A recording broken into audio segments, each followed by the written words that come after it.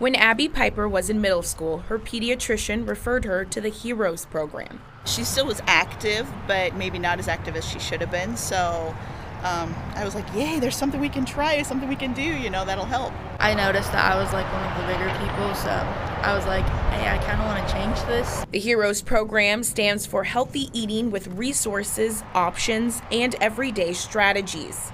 The program only accepts children who have a BMI percentile greater than the 85th percentile. In Abby's case, her nurse practitioner noticed some health problems associated with her weight. She had a lot of health issues, we found, when she first came to us too, so we had to work on a lot of things. The program isn't a quick fix or a diet.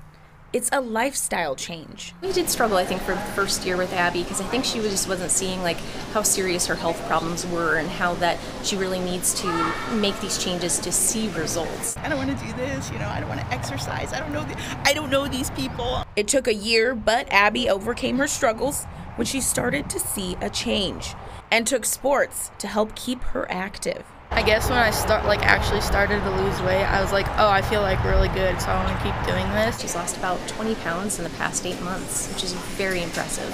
And her mom is on board with it. We're their parents. They should look up to us and see, if you guys are doing it, then I should do it. Abby says there's no end weight goal, and there won't ever be one because it's more than just losing pounds. I think it's just having a good mindset can lead you to a healthier life. I think she's always going to try and do some sort of activity and know that she needs to stay active to stay healthy.